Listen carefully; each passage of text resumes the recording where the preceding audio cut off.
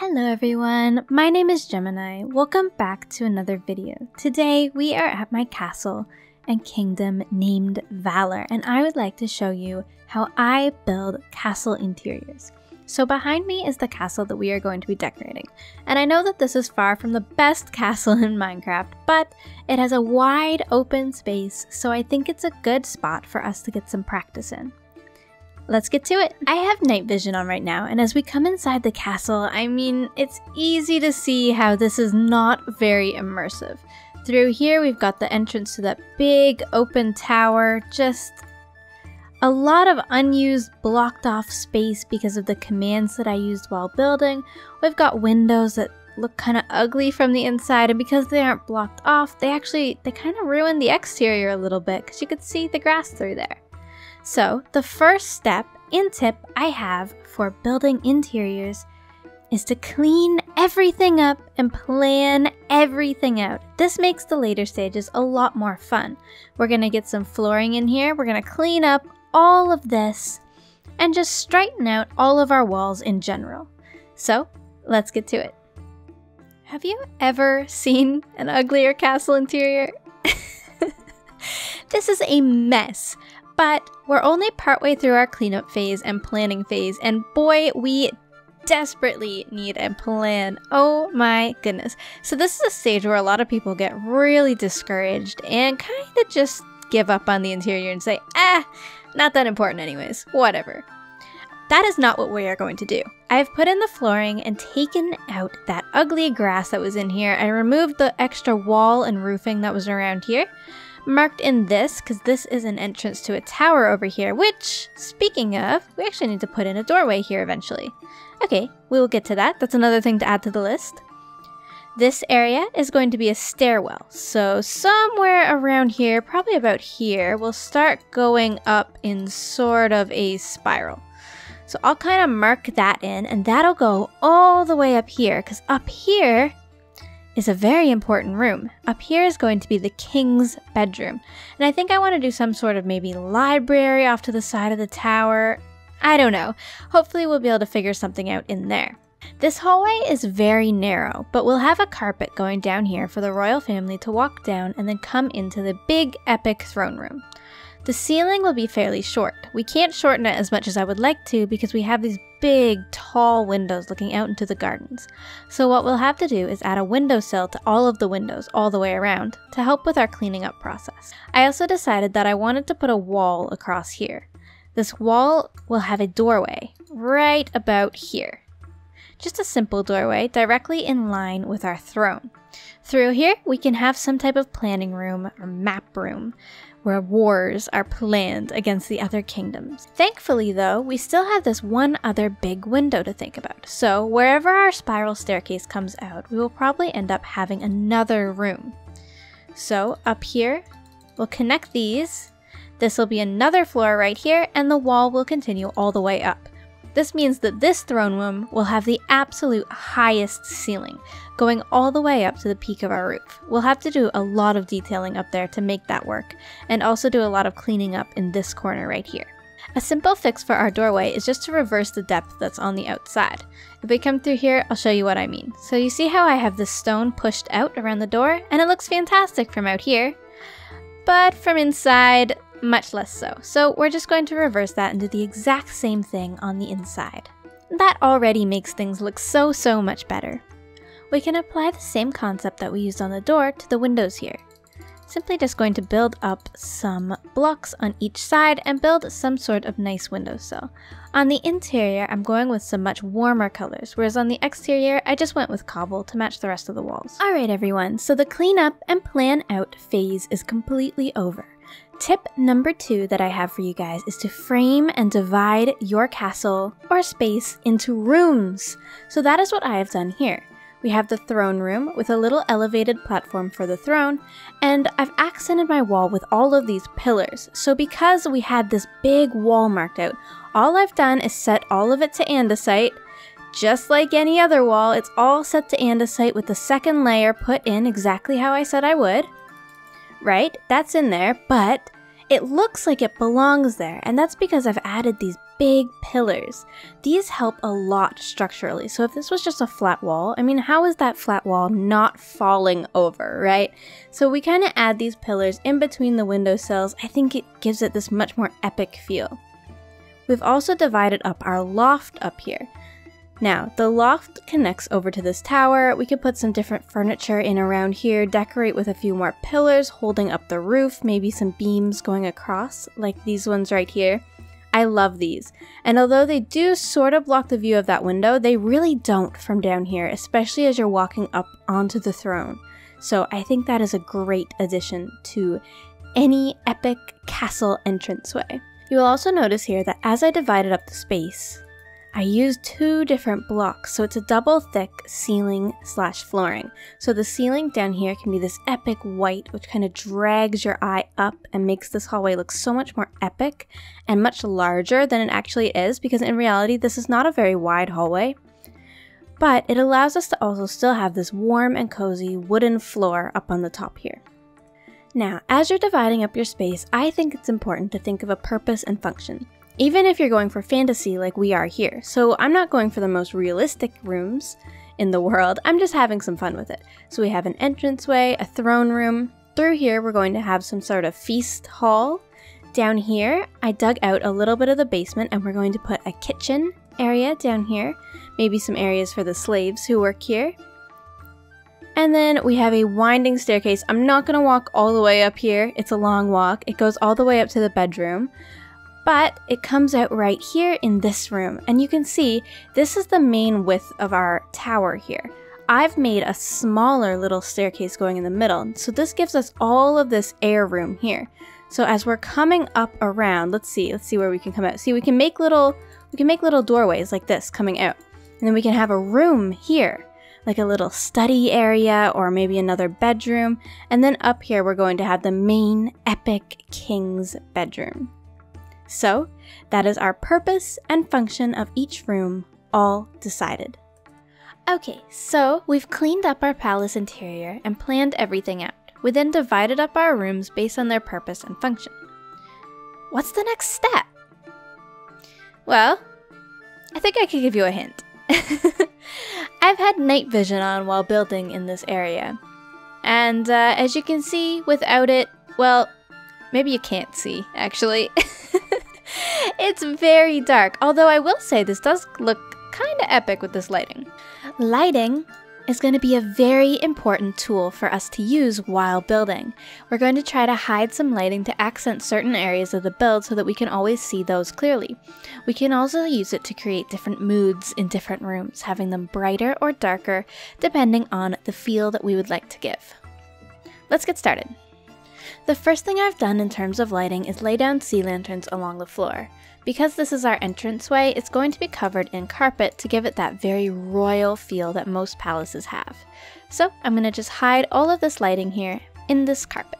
I would like the flooring here to be a lot brighter, so I'm not worried too much about the moodiness. I think it adds to it being able to see the pillars clearly. Another great way to hide lighting in corners like this is to put pistons upside down. This will allow us to only see the stone on top, but they will allow the light of the sea lanterns to get through. So from up here we can just see this lovely little stone border, and it allows that wall to be very well lit up. So now our flooring is pretty well lit up. I've put a couple sea lanterns under some cauldrons, I've used pistons and carpets to cover things up. But we still can't see any of those wonderful details on our walls.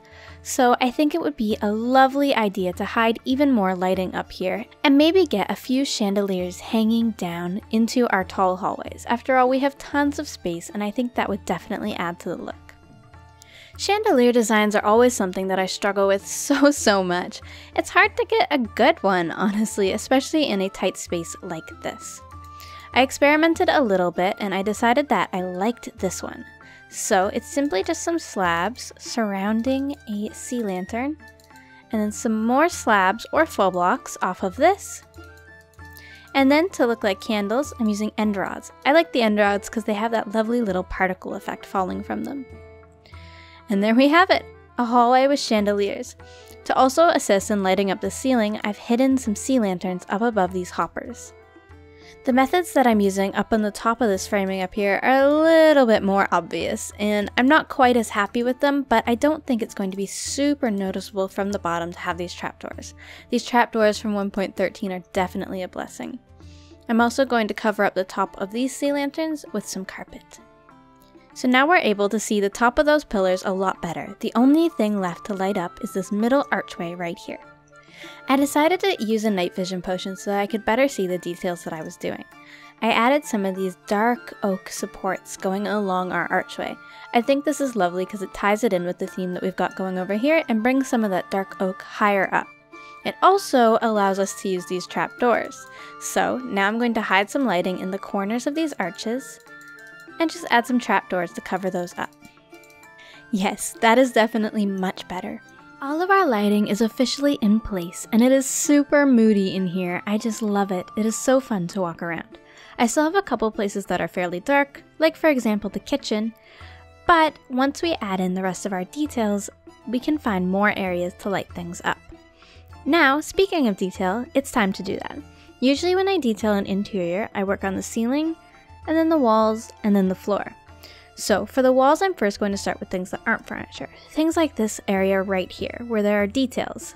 So, for example, in my pillars, I could do some areas like this that have the chiseled stone brick.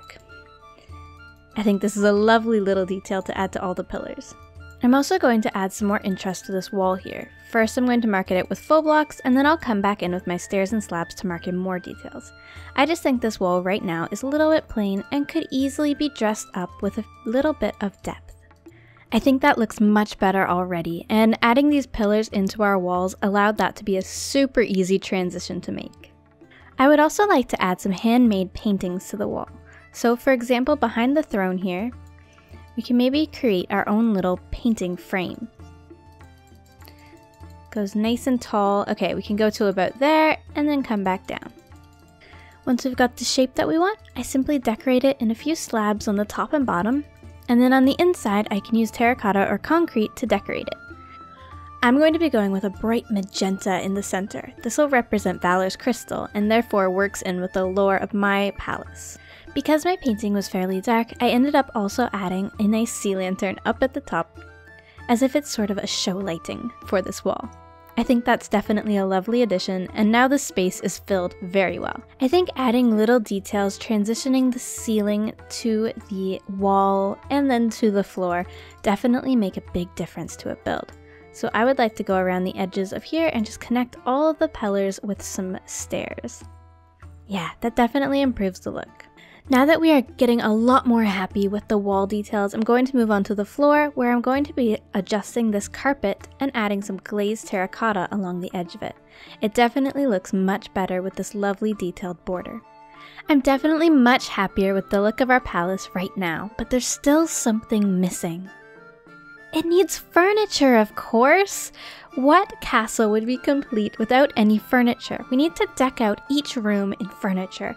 Tables, chairs, a throne, shelving, whatever we can think of that a room could possibly need, we need to put there.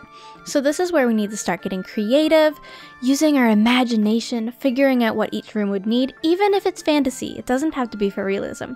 I will say, if you are interested in realism specifically, I have a video on realism on a castle from 1575 that I did for English Heritage. So I will link that right now up in the corner. Go click it. In terms of the furniture that I'm going to use, I'm going to just have a lot of fun, figure out what would work in my space, but I'm not going to be doing anything super advanced. So instead, I'm going to link a couple tutorials on how to create furniture in Minecraft done by other YouTubers. Hopefully you guys will find these super useful if you aren't very good at coming up with your own furniture ideas. So I'm gonna get started on building my furniture for each room, and I will bring you guys back when the castle is complete. Alright, I've spent the last couple of hours having some fun, placing some furniture in the various rooms around my castle, and I would now like to show you guys the final product. So, to start off, we have our throne room. I just did a very simple throne design. It's very, very large, but I mean, nothing complicated is going on here, just some stairs to give it a little bit of shape, and our painting in the background with the moonlight definitely makes that all come together. Down this hallway, I kept everything fairly simple. I just added some armor stands. We've got our carpet and chandeliers coming, and it definitely gives that epic feeling that we want as we're coming through here. Turning this way, we've got our feasting area. Our large painting on the wall and all of these tables and chairs around with, of course, a place for the king to sit. We also have some shelving on the walls, a couple of Minecraft paintings, and some torches for lighting. As we come down the stairs here, we can see that the kitchen is now complete. Not only do we have a lovely fireplace, but we have so much shelving and storage for any wine and ale that the kingdom could possibly need. I've placed down a couple of barrels, some anvils, chests, basically just normal kitchen stuff. I like this design. It's very simple. I think I could have done with maybe a couple more ovens, places for the workers to prepare food, but for the size of the room, I definitely like the way that it came together. Now we get to go up the stairs. The first room we come to at the top of the staircase is the map room. This is the one with that big window in it. I've done a map of Valor in the center, and look at how these dragons look on those maps. Yeah, that came together super well. I've done some chairs surrounding this table where maybe the higher up people of the kingdom could come together and plan out Valor's attack or defense. I've also added a fireplace just to add some warmth to this room because it seems very cold with the tall ceilings and large windows. Up the stairs a little further and we have our loft area that I talked about.